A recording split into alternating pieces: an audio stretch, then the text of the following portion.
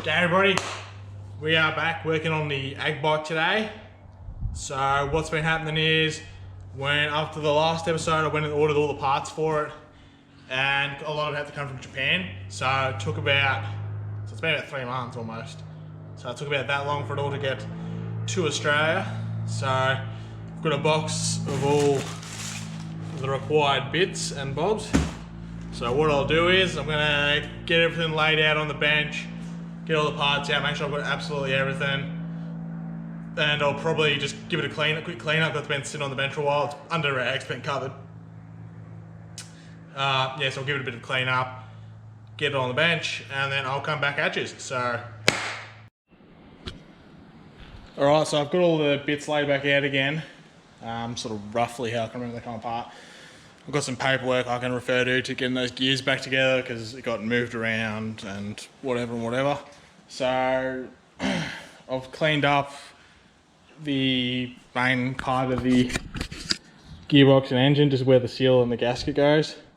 So the hope is today I just want to get the gearbox back together. I need to get a hone so I can do the cylinder, recross hatchet, but I haven't got one here, so I need to go and get one. So if I can just get the gearbox and everything back together today and get the clutch and everything back on, then I'll be happy with that. And then that's the majority of the painful stuff to do, just because I've got to remember how it goes back together.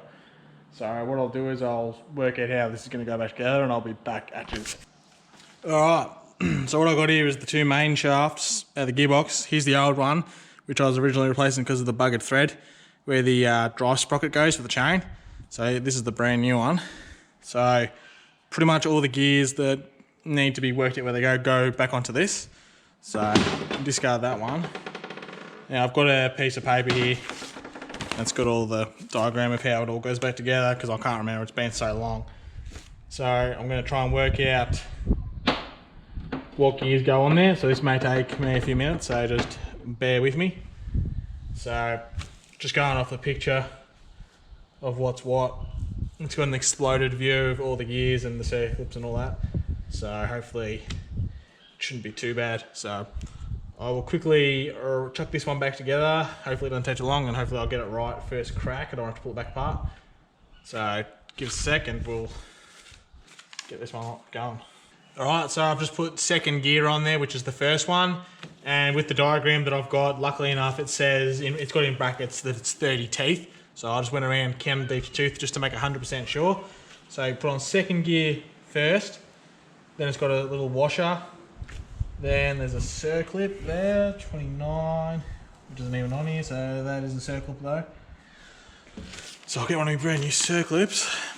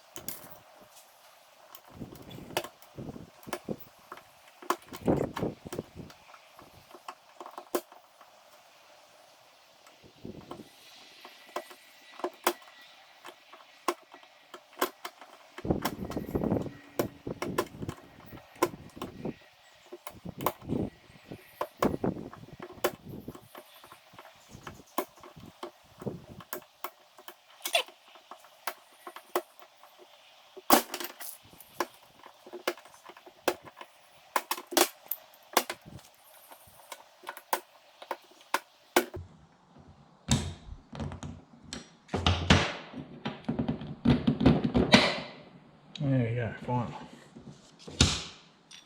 Alright, so that one's secured. So after you put on that circlip, the next one is fifth gear, I think it says here, which is 18 tooth, but it's also got the little dog teeth on there, which lock the gears. So it's this one here. I'll just quickly count the teeth on it just to make sure. 18 teeth. And that sits on there like so. And that'll lock together when the shift forks move over, that locks those two gears there together, and that's when you go drive straight through like that. but any other time it'll be running free, not actually doing anything. So then after that, there is another circlip which sits up here.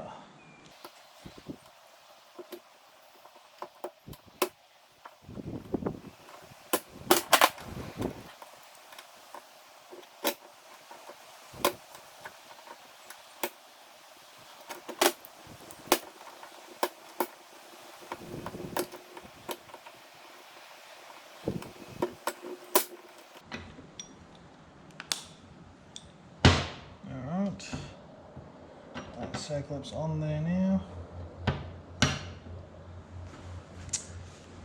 So after that circlip there is another washer. Alright, so here's the next washer. And like that. Then we've got 14, which is third gear, which is 25 teeth, but I just counted. And that sits down with, it has the holes in there for those dog teeth. So that sits down like that on top of there. So then that can slip in and lock them together, or it'll slip up there and lock that one together. So that one's all good. Then after that gear, we've got another flat washer on top of there, followed by another circlip.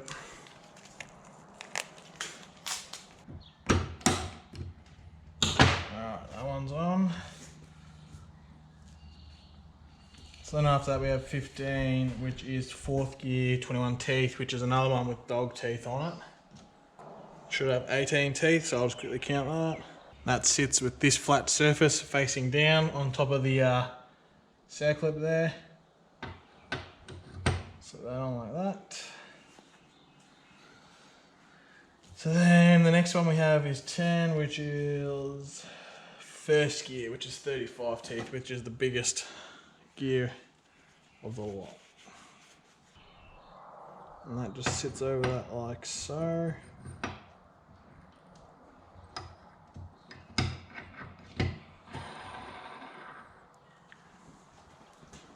Right, so once we've got first gear on there, it's then got a shim and a circlip and what the hell's that?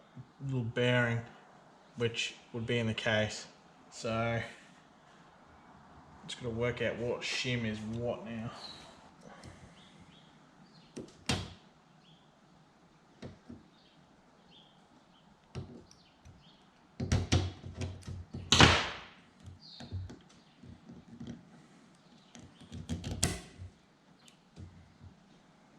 Alright, so that last circlip's on there, so now that is ready to go back into the gearbox. So this one, hopefully you can see, we'll slip back in there like so. There's a bearing in there already. And happy days. So that's the new shaft with all the associated gears. So now I've got to assemble, well, this gear shaft, or the output shaft's already assembled on it. So just got to work out how the shifter shaft goes back in with the forks, which will be tricky because I can't remember how it comes out. But we'll work that one out. Alright, so these two gears will go in something like that, I think. I'll sit like that. So those will mesh together, and then I'll slip them back in, so I might as well try and get them in now.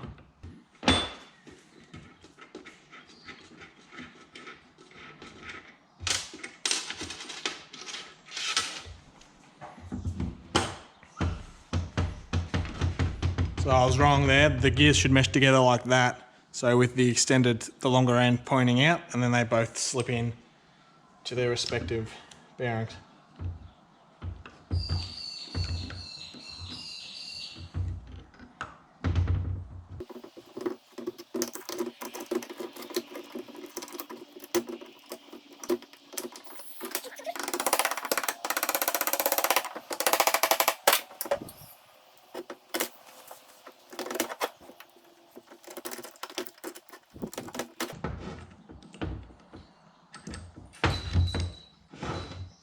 Alright, so that's the gear shafts back in now. Alright, so now we've got the two shafts in there. I've just had them, I just neutralised the dog teeth gears before. So that's in gear there, in whatever gear it's in at the moment. But if you move the dog ears, it'll all spin free. I've just checked it all spins up alright in neutral there. So now I've got to work out how this shifter assembly goes back together, and they got the two forks there. So I'll try and get it how it's meant to be, and I'll slip that all in, and then I'll be able to put the outer housing back on, and then that'll be good. I do vaguely remember that this part of the shifter selecting part, where it doesn't have that tooth part going through, I'm pretty sure that's neutral, so you can't keep, when you're going back down the gears, I think. Remember from the first episode, I don't know much about motorbikes, so I'm just guessing as I go. But I'm pretty sure the shift, like the little arm that grabs it, turns this, which will then move your forks to change the gear. So I think that one's missing, so that when you're going back down through the gears, it'll get to this one here and it can't turn it any further, because if it goes up there again and grabs it, it'll move it back into another gear, which would probably bind up. But I vaguely remember that goes at the top. So I'll have a look at my paperwork and try and work it out. Alright, I think I've sort of half worked it out. So with these two shift forks on this shaft here, you'll see it's got this dimple on the top of it, and that corresponds on the paperwork. It shows it there. So what I've worked out is that this one only goes to there. So with that at the top, this shift fork should bottom out in that point there, which means that one will just sit there, across there. The other one will just sit in that corresponding spot. So as long as I can get that one in that spot with everything neutralised, then we can slip all that in, and that should all line up, hopefully. But I'm not sure if I've got to pull those gears back out to make that all work, but we will have a try without doing that.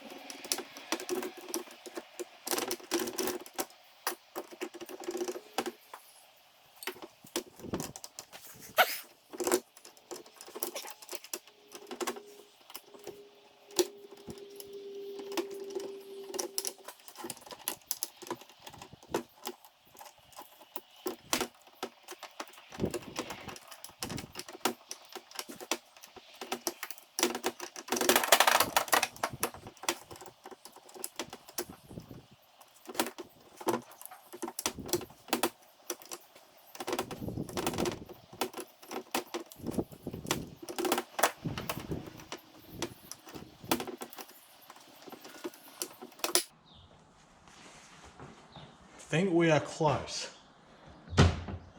Very close. So that must be pretty close to neutral, I think, right there.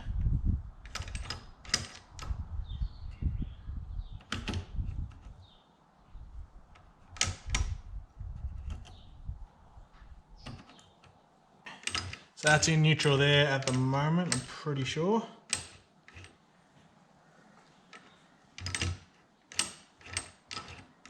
So that is all set in there correctly. So it might be hard to see, but up the very back, there's the other fork up the very back, and that sits out in that bottomed out bit of this selecting shaft. So what I was talking about before, where it couldn't turn any further, so I'm pretty sure that's in neutral at the moment. And then you've got to put it all in at one moment, like all together, to get that all sitting right. But I'm pretty sure that's in there correctly at the moment. So now I should be right to get the case back on, I think. Right, so I've got the other side of the gearbox and engine here. Just cleaned up the other side, cleaned the gasket off. What I'm going to do is replace the seal here on the crankshaft.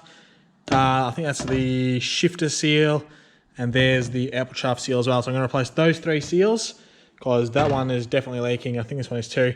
That one's alright, but I've got 3 of them, so I'll quickly chuck new ones in there. And then this one is ready to slip back onto there, and we'll do it up. So there's no gasket in between these 2 housings. It's just got Solastic, so I'll put 3-bond on there. Because the other side of the gearbox does have the gasket, which I've got just there. So I'll put those new seals in, and then we'll slap that casing back on. So hopefully that'll go together quite nicely. Alright, so this is ready to go back on to the main assembly there. So I reckon put a small bit of 3-bond around it, and we'll stick it on.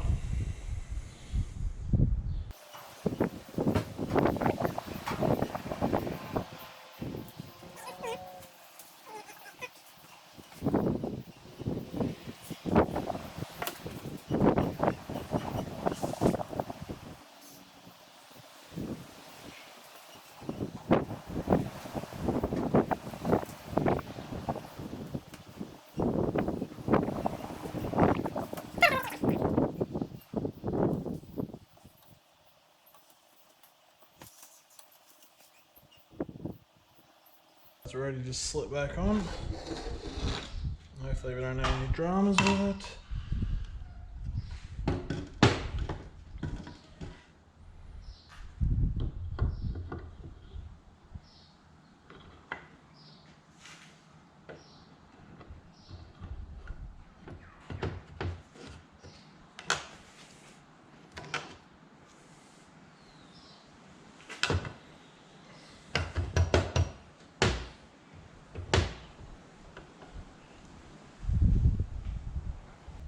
So the tricky part is because the bearing on the crank it was pretty well pressed on there, which is going to be a bit difficult getting it back on.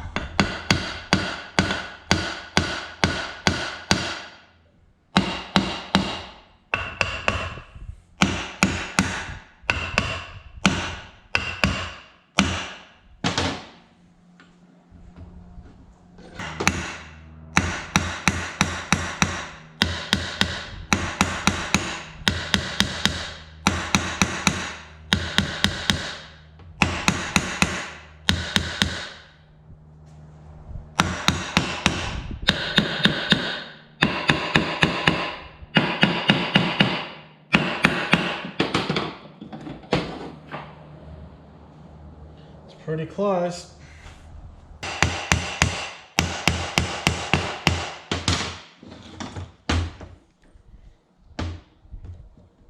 We might be able to stick a couple of screws in there and tighten it down now.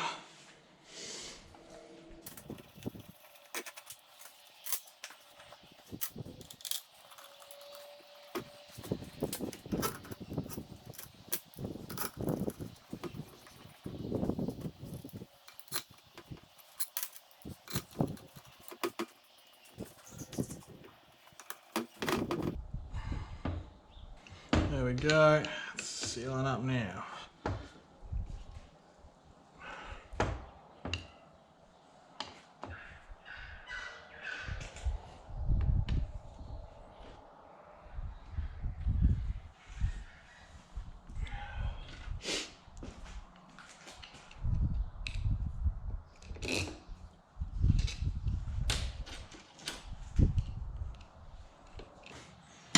Alright, so that's all done up by the looks of it. Yeah, so that's all how it should be now. It's all neutralised, still in the gearbox. So we know that it hasn't come adrift when I was putting it back together then. So now I'll go around, do all these screws up. I'm going to use the impact driver to tighten them up because they were so tight when I was undoing them. I want to make sure it's not going to leak and it's all going to be secured. So I'll use the impact driver to hit them, to just do them up that bit extra. Alrighty, just been around the outside and done up these screws with an impact driver. So they should all be fairly tight, I think. So now I'm going to put the alternator back together. So this part has to get screwed back on, and then the outer part as well, excuse me. So I'll screw them back on, and then I'll have a look what I will do next.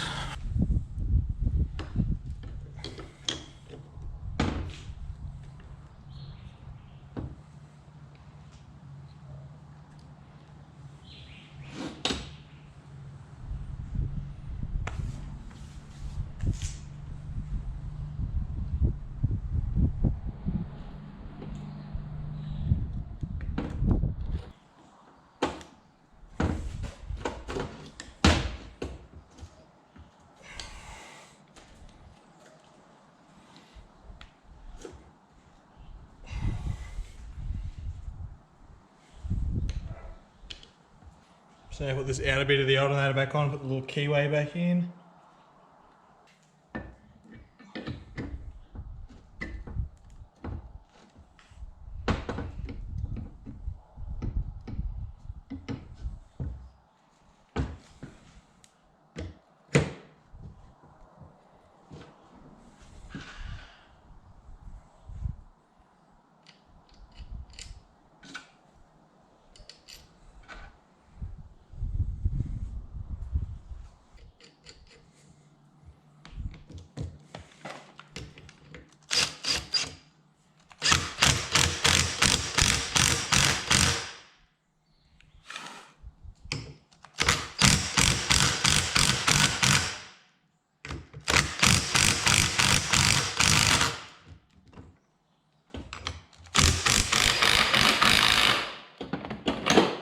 Alright, that should be tight enough, I think. Okay, so this side is pretty much back together as it was before I ripped into it. Oh, before I pulled the engine apart, that is, not when I first started the job like 6 years ago. So that's got a couple of covers that need to go back on. Kickstarter, obviously, the drive sprocket, and probably a couple of little things. But that side's pretty much done for now. So now we can turn back around to the rear side of the gearbox, which is where the clutch assembly is, or goes. So that's all got to be put back on. So that's what we will rip into now. I'll start by getting this back on though.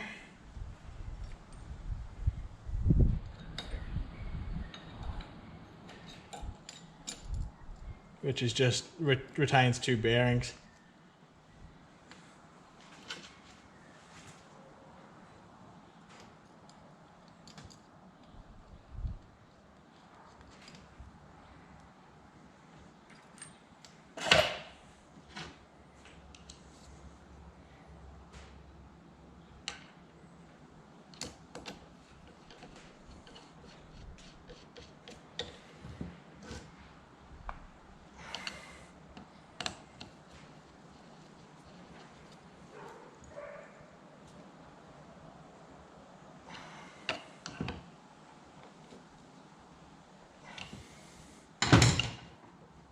So now I'll do it. This is here, this is the shifter. I'll show you what I was talking about before with the that shifter shaft inside the gearbox with how that works on it, or what I can work out from how it works. So I'll push all that back down, get this spring back around over there where it's meant to be, and then that all hooks up with one another on there. So I'll push that back through and then hook all that up. Okay, just got the shifter little mechanism back over.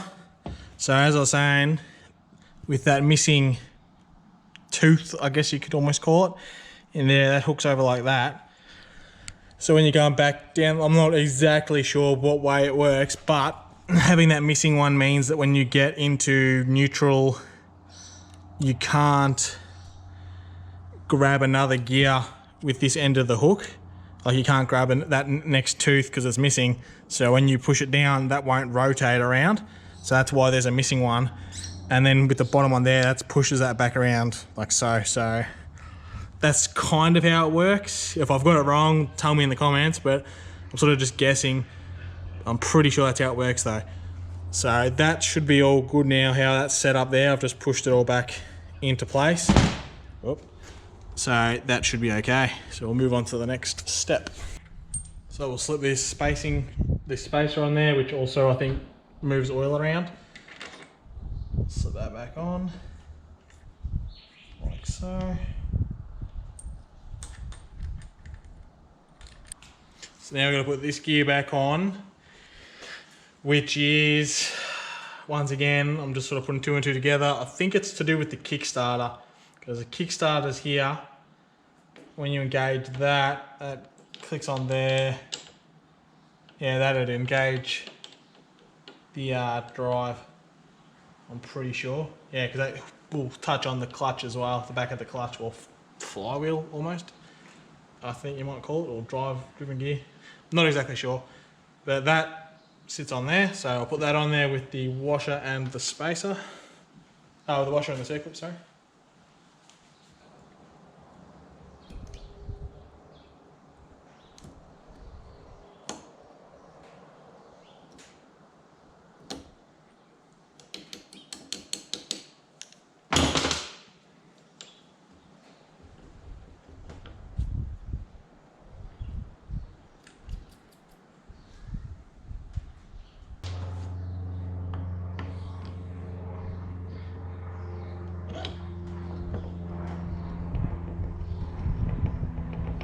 There we go, and there's the back of the clutch or flywheel, whatever you want to call it. I'm not exactly sure. So that's all linked together now. So now we'll get the new clutch boss part. This is the one that I broke and have to get replaced. We can slip that on too, I think. I'm thinking.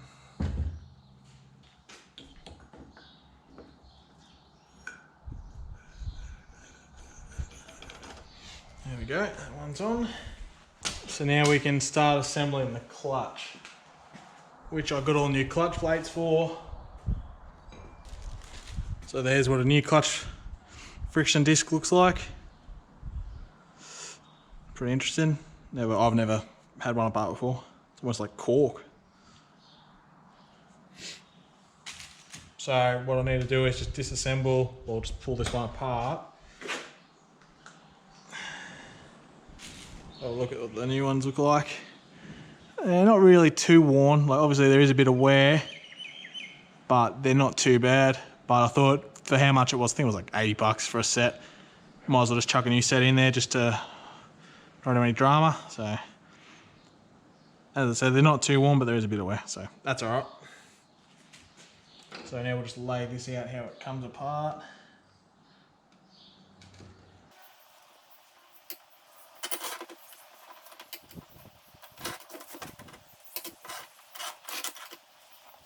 Okay, what I've done here is I've just disassembled the clutch, as you can see. So I've laid them all out as it come off, so that when I put it back on, I know exactly where each part's gonna go. Now because these are all covered in oil and they're fed through oil, I'm pretty sure, what I'll do is I'll assemble it and then I'll leave this uncovered because I've still got to get oil for it. I'll go get the transmission oil and then I'll coat all that in oil and let them soak in because I don't want to run it dry and risk tearing them to shreds. So I'll assemble it on there, not do it up tight, and then I will, I'll soak that in oil and then that should help protect it, I think. I think that's probably how you're meant to do it, but as I said, I'm not a motorbike person, I'm just guessing. So if you know, tell me in the comments before it's too late, which will be about a week. So so I'll put that clutch back together with the new pads, loosely assemble it, and then I'll soak it in oil when I get the oil for it, and then I'll put everything back together and do it up tight, just to, save not damaging anything. Alright, so I've just been playing around with getting this clutch boss and basket right. Now the inside, this internal part needs to spin independently of the basket itself. So I need to know the specific tension of this nut, which I don't know. So I need to get that right. So I've come to a bit of a dead end with that. So what I'm going to do is find out what the tension is for that nut. Because I don't want to have it too tight, because it all jams together and the clutch won't work properly. It won't like disengage or anything, just from what I've sort of nutted out through looking at it. So what I'm going to do is find out the tension for that nut. I'll get all my oils and whatever as well during the week. And then I'll come back and then I'll be able to do that clutch up properly, and then I'll oil all those discs as well. I'd rather do it right once than bugger it up and have to do it again. So I'll leave it there for this week, and we'll come back when I know a bit more about it and I've got some oil. So we'll leave it there. So thanks for watching, everybody. Hopefully we'll be back pretty soon, and we'll see you in the next one.